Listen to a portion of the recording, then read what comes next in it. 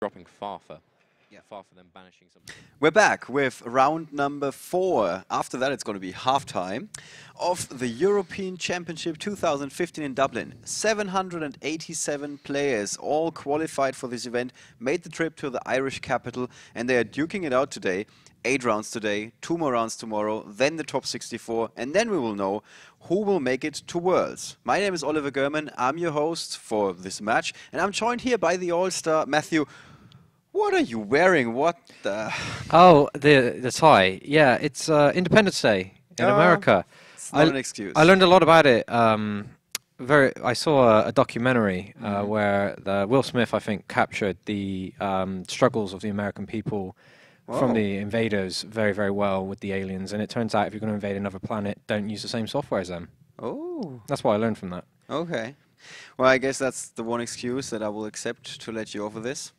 Even though it is, of course, the European stream. That's okay. I would have wore a European type. I just couldn't find one.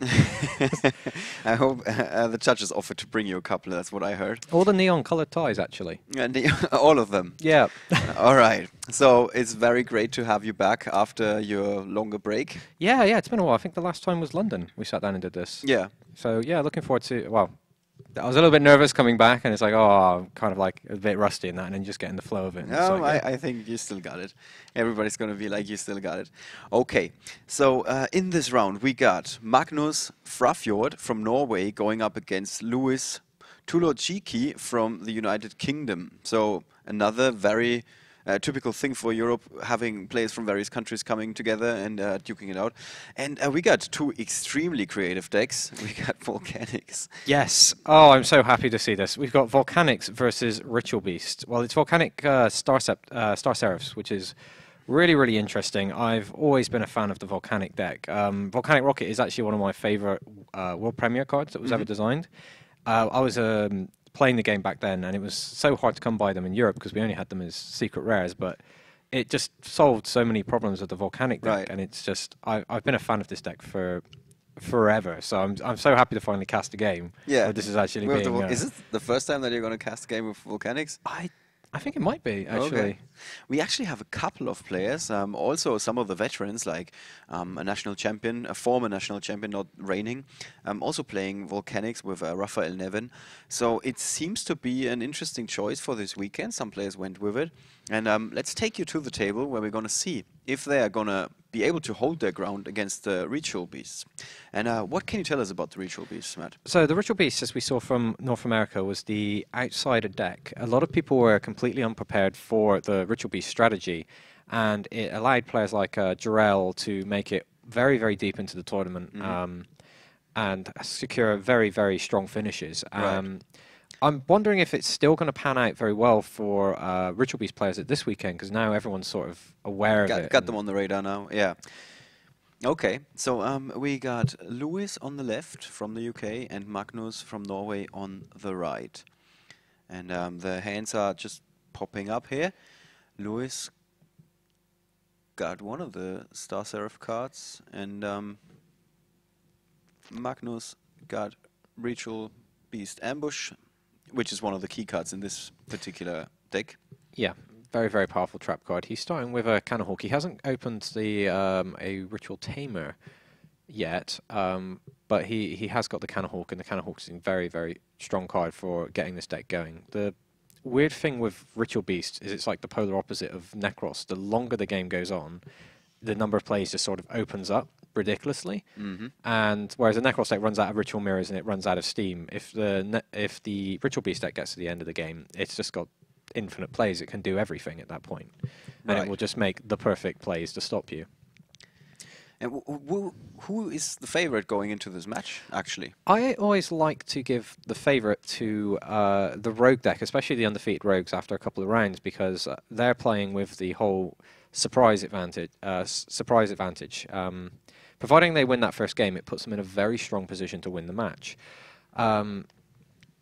Ritual Beasts are incredibly strong, so I'm interested to see how the Volcanic deck intends to deal with this, because you've got the ulti Petal Fin, which is actually really difficult to destroy, and the usual tricks of using Scatter Shot to take it out isn't going to work. But here we see the opening with the Star Seraph monsters. Yep, we've got... oh, that's a very good start. He has both of the chairs there with the scepter, so that he'll be able to go for his free material rank 4 summon, which will likely be Dieltros. Yeah, it's looking at this extra deck. That's the most likely pick. Alright, so this prevents his opponent from responding to the summon, and when it's actually summoned using the scepter as a material, he gets to target one card on the field, destroy it, and draw a card. And So it's very interesting to see a Tellarknight outside of the Tellarknight deck, so you can still play him, of course. yeah, with the Star Seraphs, that particular Dieltros is insane. Oh, look at that back row completely sweeped out on turn 1. And Lewis hasn't even given up many cards to do that. Yeah, it almost reminds you of the X-Saber days. Oh, the X-Sabers. When the back row was never really hanging on very long. Yeah, that's actually a brutal start. Yeah, and Lewis still has so many cards in hand, 4 of them, and it seems like he's got a couple of follow-ups here. Yeah, I don't see what cards he's set down, but he's got the Volcanic Rocket for next turn, so his next turn plays are very wide open as well. Right, he's got a Vanity's Emptiness. Oh, but here's a good thing.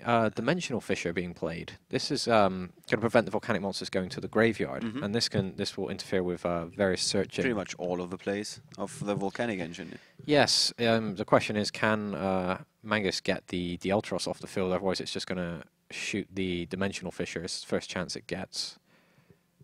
And he's got a... Okay. Oh, he's gone for Rampengu? Rampengu, yeah. Rampengu. And I think that's also it, right? He doesn't have any cards in his hand at the moment. So he's completely committed to this. He's all in. Wow. This is basically his last resort. I'm pretty sure this is just a... well, I don't need to be pretty sure. This is a horrible position to be in because the Dieltros is going to... And there's the MST. Thanks to the Pot of Duality that Lewis finds.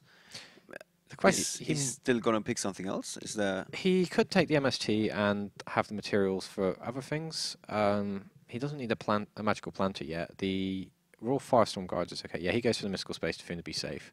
Yeah, I don't think that's usually a good thing to be able to hold back the Mystical Space Typhoon for a potential floodgate that comes up later. The Magical Planter was definitely not the card to take there. I think he also has one copy already. Yeah, he has one. He has no continuous traps to use it with, so there's no reason to take the second one.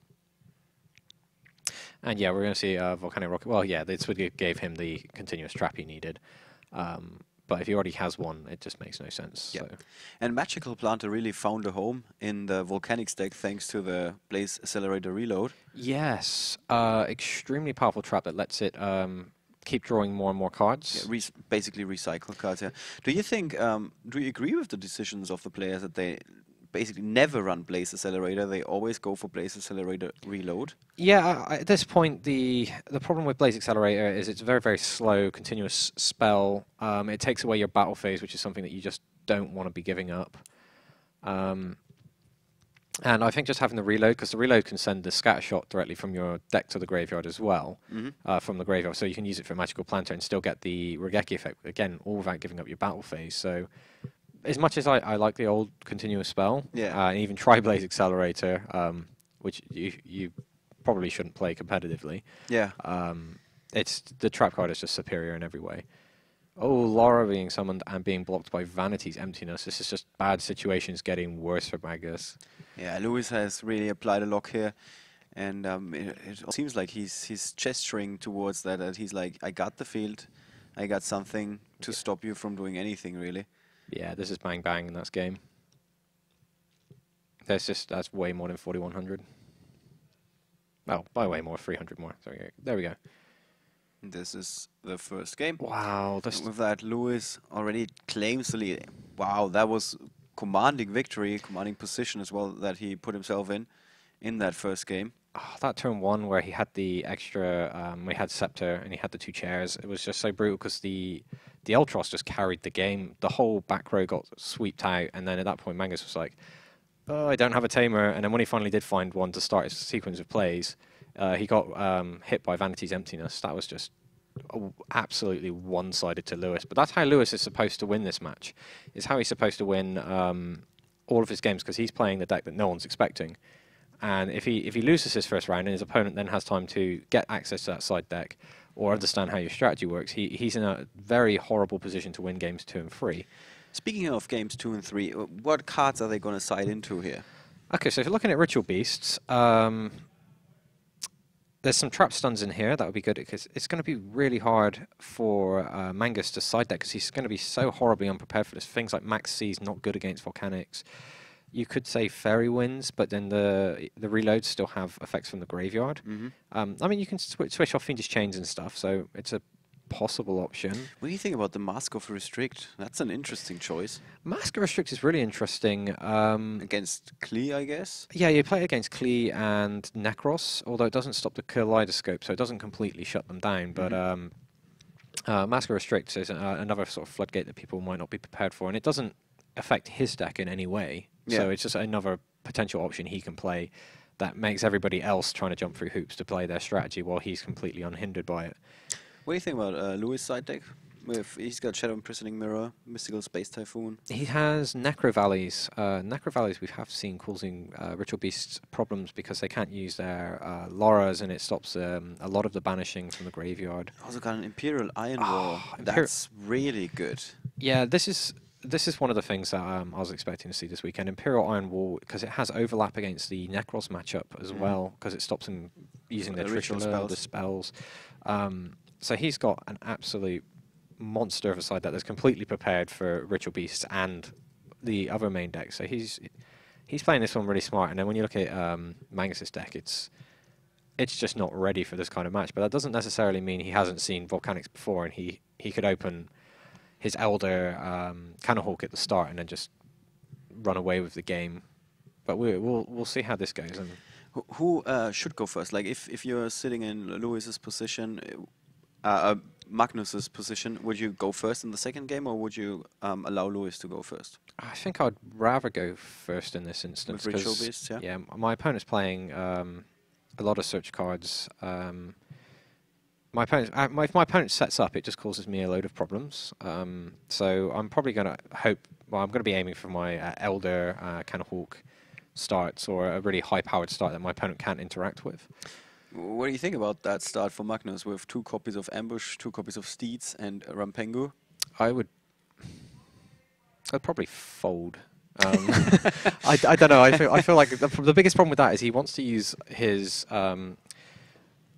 Ritual Beast ulti Cannonhawk to search for those sorts of cards. So it's just like, oh, that's pretty rough that he's just drawn them all. He did draw everything that he doesn't want to draw into. Lewis, on the other hand, he seems to have a much better start with a Blaze Accelerator reload and the Scatter Shot to go along with it. Oh, he's got the Scepter as well. This is a very strong start for Lewis. He's got lots of options. While he isn't limited by 1 normal summon a turn, so he can only go through 1 decision tree with these cards. He has 2 very, very strong sets of decisions to make. And is there anything that Magnus can do? Magnus is... Well, he's not got he's got the Steed, so he can destroy the rocket, but that would be kind of not amazing. But he can make Lewis try and play around floodgates he doesn't have. Yeah. It's not going to take long for Lewis to figure out that he doesn't have them, but he might stop Lewis trying to make a hard push when there's this huge number of trap cards or spell cards in the back row. All right, so he's got a number of options to place face-down cards, and here they go. He's only holding on to the Star Seraph Scepter and a Scatter Shot, and this is his field now. The Blaze Accelerator Reload, Space Typhoon, Vanity's Emptiness, and another copy of the Blaze Accelerator Reload. Yeah, we see a Ritual Beast ambush in the end phase, which is really good. This is going to allow Mangus to actually start with his plays here. Yeah, because we don't have a Scatter Shot that's going to interfere with Mangus's turn.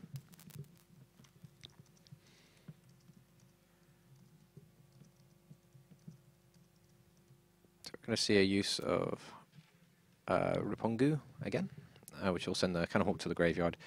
So he's now trying to get himself to those open-ended options where he gets to the end of the game and goes, now I can do everything.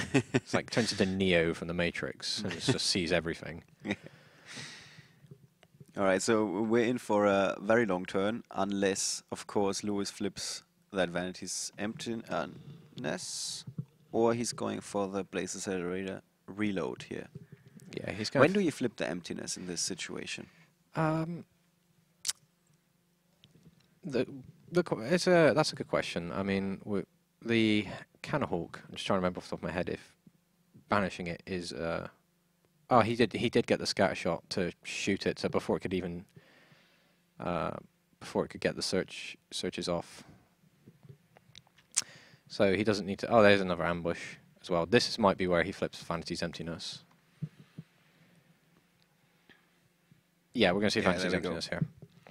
So that's actually extremely good, because now Mangus is left with... Okay, that's the first time today that we see that card, is that correct? Vanity's emptiness? I haven't seen it in my round 1 match. Did you see it in the second or third round? I can't remember. We saw it with one of the Klee decks playing. I don't remember. It's going to be everywhere. But yeah, exactly. That's what I was about to hint at. This is the card that usually does make the difference. Although normally you prefer to flip it when you are in a very comfortable position. You have already summoned a bunch of monsters to the field, and then your opponent tries to do the same, and you deny him that very move. Yeah, although just having the 1900 rocket attacking you directly, and none of the ritual beasts have an attack higher than volcanic rocket. So unless Mangus draws some sort of out to this, the rocket can just carry the game by itself here. Right, and with just 2,400 life points remaining for Magnus, he is really standing with his back against the wall. Yeah, absolutely, because we have seen the scatter shots in the graveyard, which is making the Royal Firestorm Guards live, and if they put the scatter shots back in the deck, the danger zone for the volcanic deck is it can shoot you for 1,500 damage for you playing monsters. So if you fall below 1,500, they can win the game just off of a scatter shot. They don't need to successfully summon or battle you. And that's not counting in any shenanigans with Gaga Cowboy, of course. Yeah, you could be looking very easy at like 2,300 damage out of nowhere. Right. Okay, so we see Ritual Beast Steeds being played, which is going to take out the Volcanic Rocket and the Vanity's Emptiness. Yeah, that's the 2-for-1 that you set yourself up for. Yeah, it's one of the drawbacks of Vanity's Emptiness, but if it didn't have it, it would be I would say ridiculous. it's the only drawback. Yeah, basically, yeah. That's a very fair assessment. Okay. So Magnus again without a hand for the time being, but at least he is the one player with a monster on the field. He has, yeah, he's got breakthrough skill. Okay, yeah, we're going to see Magical Planter being used for more cards. And Lewis still has the Star Seraph Scepter. Yeah, this is another very powerful sequence of plays that he can start making. Although he doesn't have the oh, he does have Sovereignties. Ooh, he has 2 Sovereignties in his hand. Oh wow, that's horrible for Mangus, because he can summon the Scepter and get both Sovereignties into play and play the 3rd one if he wants to. Okay, so we're going to see Volcanic Shell being sent to the graveyard, so this is more cards getting thinned out of the deck, and Lewis is going to have another Volcanic Shell. But that does come at a price. In that regard, the deck is similar to the Cleaford deck. So he's now on 5,900. Not quite the danger zone yet, but you have to be careful managing your resources in this game. Yeah, Volcanic is sadly one of those decks where you don't want to build your Volcanic deck to play the late game, because time becomes a factor in all of those situations, and you're playing a deck that's giving up life points. Klee is the same. Yeah. So many Klee decks lose in time just because it's taking too long to do what it's supposed to do. Without ever taking an attack, they just burn through the life points themselves. Yeah. Right, so we see another Magic Planter to draw even more cards. Oh, Mystical Space Typhoon. That's a breakthrough skill being taken out. That's actually really good because that allows the sovereignty. Okay, so we're going to see Torrential Tribute probably flipped when these chairs come down. But they're all going to give cards while this is happening. So it's not like Lewis is losing a lot. Magnus's resources are whittling away. Yeah, he's just left with the Steeds and Rampengu on the field for after he would flip that Torrential Tribute, which we expect to see that. Yeah, he'll probably go. Yeah, this is the point where he'll Torrential. Uses Torrential Tribute. He's asking, do you respond? And he says yes, and now he says, aha, I've got Torrential Tribute. Woohoo. Fool, you activated my trap card. Yeah, he is revealing the sovereignty from his hand for the other sovereignty, so he's going to just take another card. Wow, that's so many cards he's burnt through in that turn. All right, so Lewis is now left with a Volcanic Shell and a Summoner Monk. Yep, you can't really do anything with that Summoner Monk until he gets another spell. And I think he's got a few more cards in hand that are going to come up in just a second. Oh, wait. There we go. The Royal Firestorm guard's just going to reset all the scatter shots back into the deck, draw more cards. He is so far ahead in this game. All right, so it's 6 cards against 1 for the time being. It's a very minimalistic way to look at it. Yeah, I like those odds, really. He hits a solemn warning. Yes, very hard to argue again. It was a solemn warning set by Magnus on his turn, but the MST makes short use of that. And now Lewis basically facing no opposition. Oh, this is... The Steeds is like the last card in the back row for Magnus. Yeah, this is it, because this attack's going to go through, and then you need to control a Ritual Beast monster to attack, to activate the Steeds, of course. So that seems like a very clean sweep for Lewis, the UK player with Volcanics here. The attack's going to go through, and he can scatter shot if Magnus plays any monsters, which will then just cost him 1,500 life points. What was your initial assessment? Was it that the Volcanics should have an easy time against the Ritual Beasts? I was interested to see how the matchup would play, because it's one I've not really seen a lot of. I put the Volcanic deck favourite for game 1 because his strategy is so unknown, but you can just see that Lewis is prepared for this matchup. And yeah, the Ritual Beast deck kind of stumbled, and then there was no quarter given to him. Lewis was straight in there with just making sure that his opponent couldn't get anywhere, and he knows his monsters are bigger, he knows the attack thresholds that he needs to maintain in order to keep control of the field. Against the Ritual Beast deck, and 1900 was enough. And this is basically the risk that you're setting yourself up for if you're playing a deck like Ritual Beast that is designed to beat the Necros archetype. If you're going against one of the other rogue decks, you have little to no chance to turn it around. Yeah, the Volcanic relay being banished from the graveyard to send Scattershot and Pew Pew, that's 1,500 more damage to your face, and Mangus gets swept out there so fast. Yes. Well, both of these players had a good start into the day with 3 victories each. Now it is 4 victories for Lewis, who's gonna feel very happy with his performance so far. A perfect score. But Magnus is still in competition, of course, with a 3-1 record. That's perfectly fine. Yeah. And we have had European champions, in fact, or YCS winners that lost the very first round and then just went on a win streak, for example. Up until the finals and also taking home the finals. So he shouldn't feel too bad about that. No, absolutely not. And Lewis is actually getting to the sweet spot that his kind of rogue strategy really wants to be in, which is where he's winning the early game, so the other rogue decks are all going to fall down the standings, and he's going to go against the decks he's actually prepared to fight. And so winning these early rounds being very, very crucial for him is going to put him in those matchups he believes he's favourable for. Right, right. So he should be very happy about taking these wins. Right. Okay. Was there anything else noteworthy that we should be talking about regarding the extra decks maybe of these players? Well, Magus has a Totem Bird in his extra deck, so that just wouldn't have helped him. There's, I mean, there's the Abyss Dweller could have been considered an option, but there was just he never had any monsters. He never really had the option, yeah. He couldn't actually establish any sort of field, and he drew really poorly in that second game, and Lewis's start was so strong. In both games, actually, very explosive. And what do you think of the Star Seraphs and Volcanics?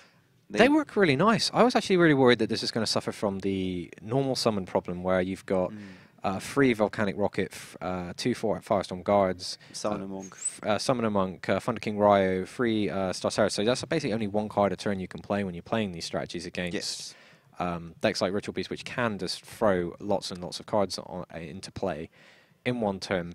But he's found a way to make that work with his deck. We're going to have a... Speaking of infinite summons per turn, I think we have a special format this weekend, right? Yes, the beta format. We are running that here. That was started off in North America, where you're restricted by the types of performing 1 type of each summon per turn. So 1 summon from your graveyard, or 1 summon from the extra deck, and 1 summon from your hand. And So you cannot go Trishula, Brian Egg or something like that. Basically, you're only limited to one time. yeah, and in that sort of format, this volcanic deck is a very strong contender. Klee is very good because a pendulum summon counts from your hand and your extra deck, but you can still get the multiple monsters. Okay. I was talking to a player, a former top cut player from Paris, I believe, Tom Rose, and he said, "Oh, Black Wings are back." Oh. And he said, "He's like, In this format, okay, yeah, I was like, because they summon from the deck, from the graveyard, from the hand. They summon from everywhere. well, he was just saying, yeah, you can just resolve like Delta Crow, anti-reverse and stuff, because it's such a slow format. You're likely to hit these ridiculous Blackwing traps." Right. And I was just like, power to you, my friend. I was asking him if you play it for the main event. He's like, no, I'm not that confident. But well, maybe in this format, definitely something interesting. Yeah. And one of the many highlights that we're gonna have this weekend, we also have the Carnival Games, which we have, I think, first seen in London and back in 2013. 2000, yeah, we had some in 2013. Then Yeah. we had more for Rimini, and then we've got them back here again. So there's just fun things to do in between rounds. Yeah, and with that, if you guys want to check out these many fun things, you can also check us out on Facebook as well as on YouTube, brand new YouTube channel, where we are also going to upload all the highlights from this weekend. Now we're going to take a very short break, and then we're going to be back with the winner of this round to hear from him what he thought about this game.